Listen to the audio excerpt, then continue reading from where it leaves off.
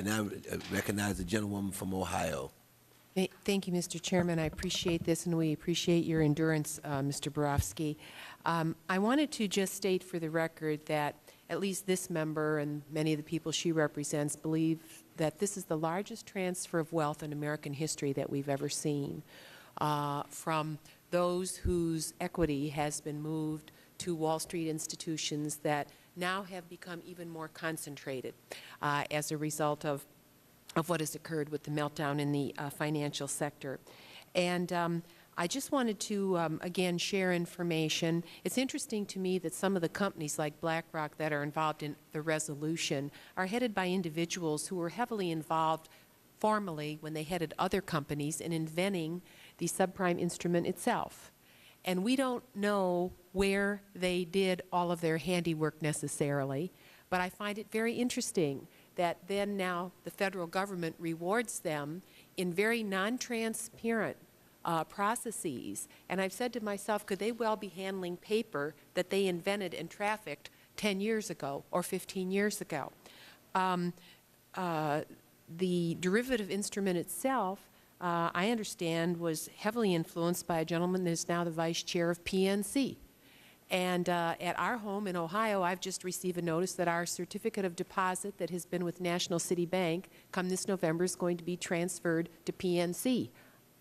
I don't want PNC owning our meager assets. That isn't my choice. And yet I see this having an impact. Ohio now is only left with 3 money center banks.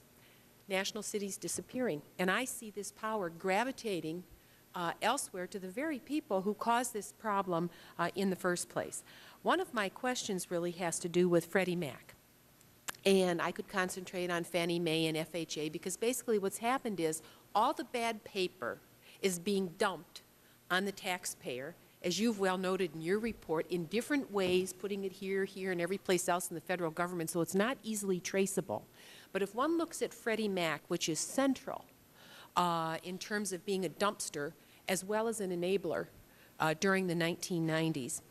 Let me just ask you why, when I looked at your report, I couldn't find the word Freddie Mac. Why have Freddie Mac and Fannie Mae's paper been hidden behind the walls of Oz over at the Federal Reserve?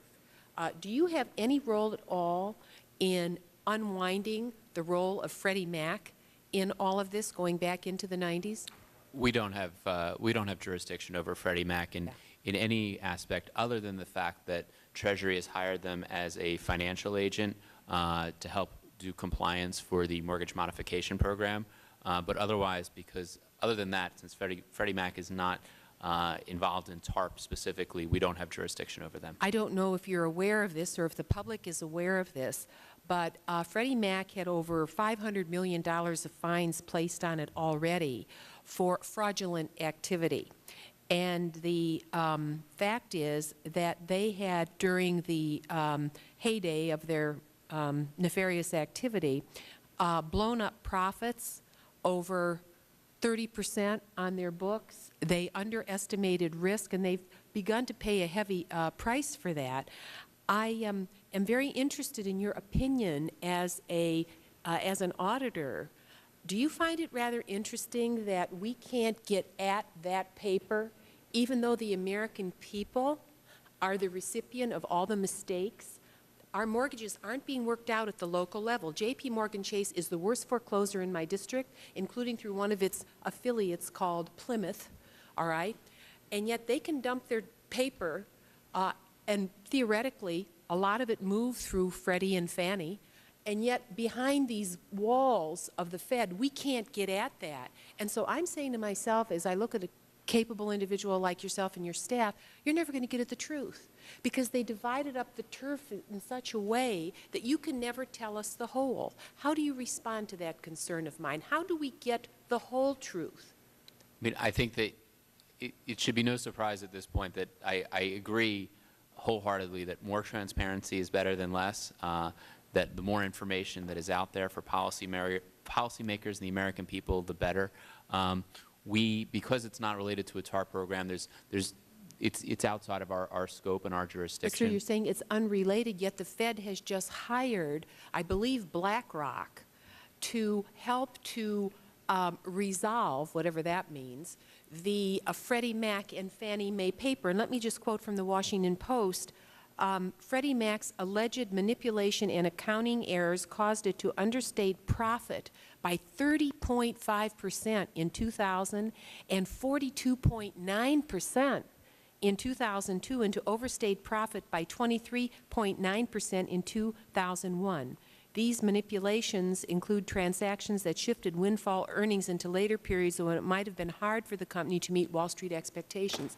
My point is, I don't see how we can know the whole truth, and this troubles me, Mr. Chairman, because even the Seeger report today, Seeger TARP report today is there's so many agencies.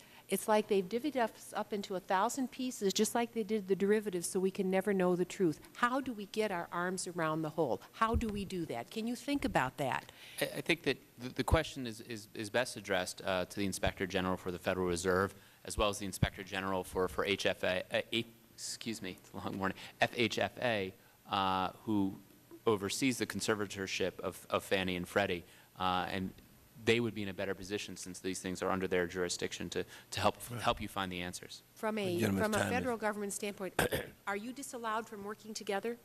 Oh, no, we do coordinate together. Those Inspector Generals are both on part of my TARP IG Council, because they do have actions that impact the TARP, and I'm part of the Financial Regulatory IG Council, and we do talk and do coordinate with one another where our interests intersect. Here, this is sort of apart from the TARP program, so I don't really have an ability to go in and look at that information. Gentlewoman's time has expired, but I think she makes a great case as to why the Inspector General should have independence. And I agree, when there's $23.7 trillion is at stake, I think that, it's important that we make certain that they are independent. Let me thank you, Mr. Borowski, for your testimony, and I appreciate the interest of the members who attended today's hearing. Earnings at the largest bank and the bank holding companies such as J.P. Morgan, Goldman Sachs are up, yet lending remains down. It is unacceptable that profits go up while lending goes down. The taxpayers have invested very large amounts of money in these banks, but what have we gotten in return? It remains unclear. The taxpayers deserve to know how their tax dollars are being spent. The Treasury Department needs to publish full and detailed information on the use of TARP funds and publish the value of TARP portfolio on a monthly basis. They have that information, and they should make it public. Moreover, Treasury also requires the largest banks to file monthly reports showing the dollar value of their new lending.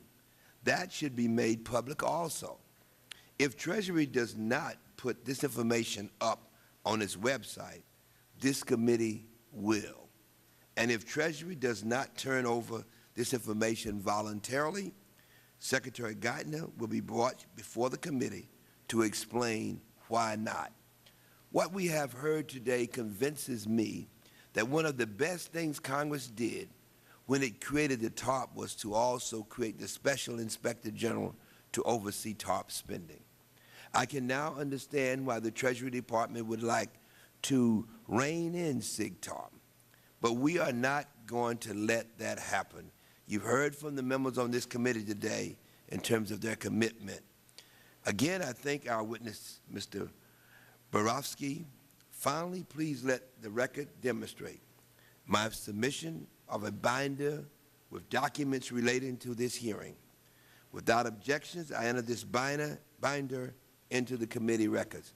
And without objection, the committee stand adjourned. Thank you, Mr. Borowski, for your time and the information that you shared with us. Thank you. Committee adjourned. Thank you so much, Mr. Chairman.